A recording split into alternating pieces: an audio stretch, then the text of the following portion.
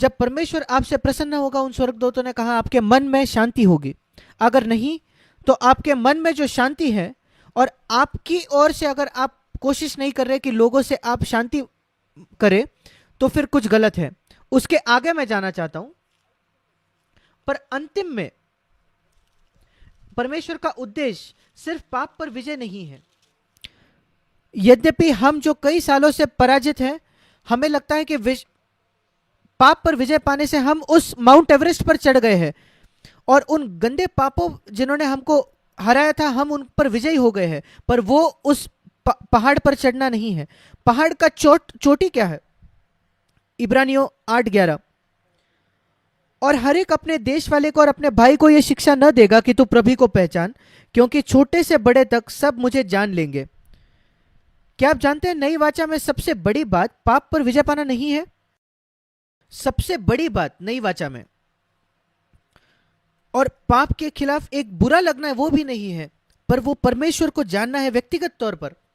परमेश्वर को जानना बिल्कुल नजदीकी से, अपने मित्र की तरह, आपके दुल्हे की तरह। यीशु मसीह अपना दुल्हा, और परमेश्वर को हमारे पिता की तौर पर। वो है नई वाचा का सबसे बड़ा उद्देश्य।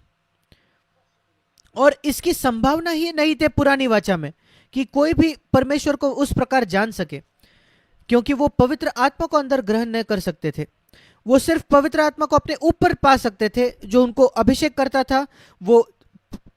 वो सिंहों को मारते थे, सिंहों के मुंह बंद करते थे, हजारों शत्रु पर वो विजय पाते थे। सारी बाहरी चीजें, पैसे मिलना, धनवान होना। एलिशा के मरे हुए हड्डियों में भी इतना अभिषेक था कि एक मरा हुआ व्यक्ति उसको छूकर जिंदा हो गया। ये सब बाहरी था।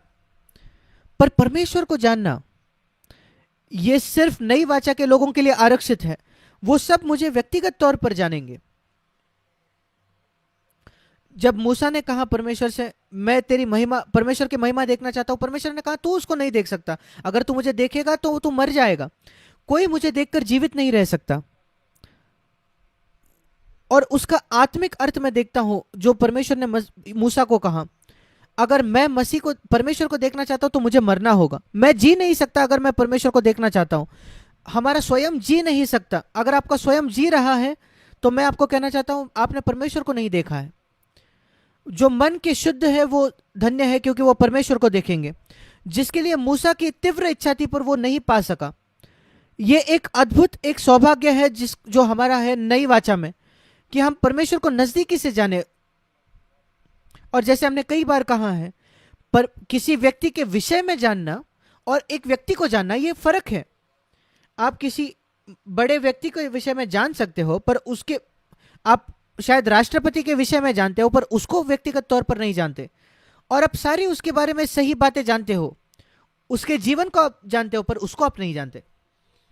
और कई मसीह है जो मसीह के बारे में जानते हैं, नई वाचा के बारे में जानते हैं, और वो अपने आप के कैसे मरे वो भी जानते हैं। वो अपने कड़े परिश्रम से किसी भी प्रलोभन में कहते हैं, मैं अपनी आंखें बंद करने वाला हूं, मैं उस स्त्री के पास नहीं देखूंगा, मैं यहां कुड़कुड़ा नहीं करूंगा, और सारे नियमों का पालन कर रहे हैं। पर अगर हम देखें तो उन्होंने बस एक नई आज्ञा बना ली है। पुरानी 10 आज्ञा नहीं, बल्कि उन्होंने खुद के लिए नई आज्ञा बनाई है। मैं ये नहीं देखूंगा, मुझे वो नहीं करना है, मैं पैसे में धर्मी रहूंगा। ये सिर्फ नई आज्ञाएं हैं। क्या आप सोचते हो यीशु मसीह ऐसे जिया? क्या आपको लगता है यीशु मसीह ने एक सुंदर स्त्री को देखकर अपने आप से कहा, नहीं नहीं नहीं, मुझे उसके लिए लालसा नहीं करना है? यीशु मसीह कोई नियमों से नहीं जी रहा था, उसके अंदर ऐसा कुछ था। और परमेश्वर की जो स्वभाव था, जो उसके अंदर आ चुका था, और उसने उसको रोके रखा ऐसा कुछ करने से। और नई वाचा में अद्भुत प्रतिज्ञा यही है कि हम उसके स्वभाव के समभागी हो सकते हैं। और यह तभी होगा जब हम परमेश्वर को जानेंगे। और इसलिए मेरे भाई और बहनों, कभी इससे तृप्त ना हो जब तक परमेश्वर का स्वभाव आपके जीवन में और नहीं आता है।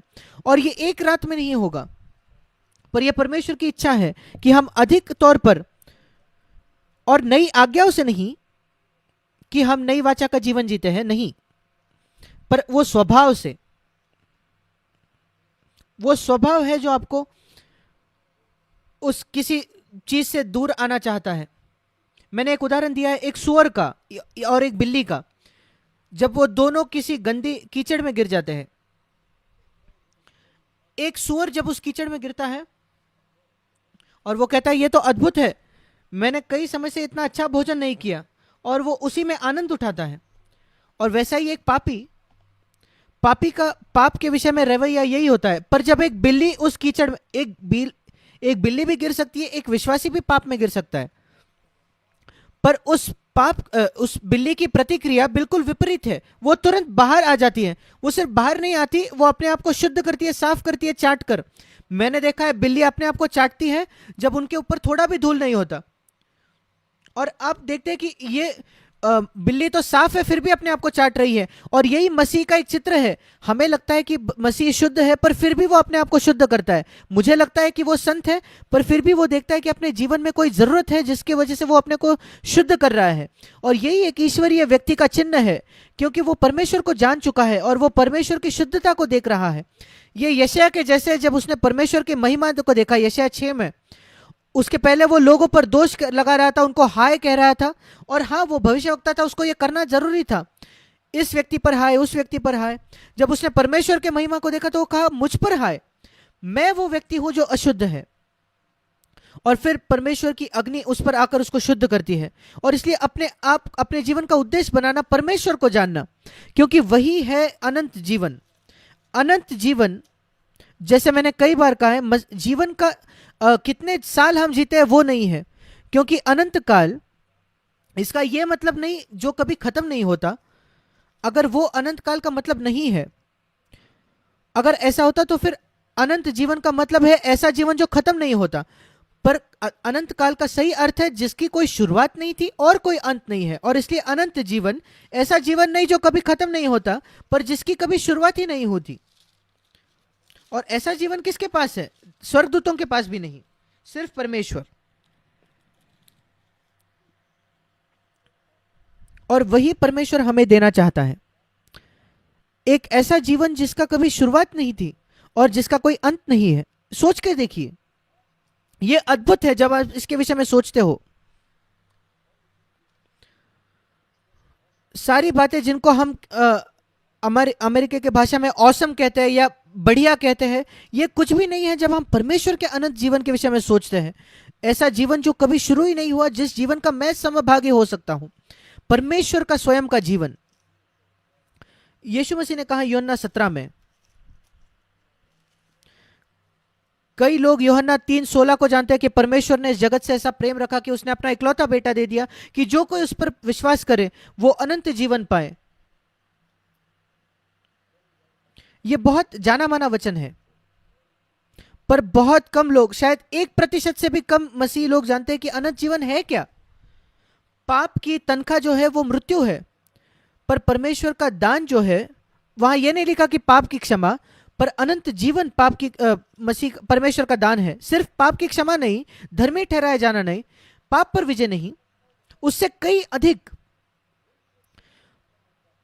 पाप की तनख्वाह मरना है, पर परमेश्वर की दान धर्मी ठहराया जाना नहीं, पाप पर विजय नहीं, पर अनंत जीवन। और यह एक दान है, हम उसको उत्पन्न नहीं कर सकते।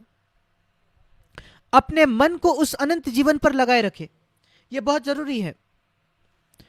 और यीशु मसीह उसकी परिभाषा देता है यूहन्ना 17:3 में इस प्रकार, और अनंत जीवन यह है कि वे तुझ एकमात्र सच्चे परमेश्वर को और यीशु मसीह को जिसे तूने भेजा है जाने।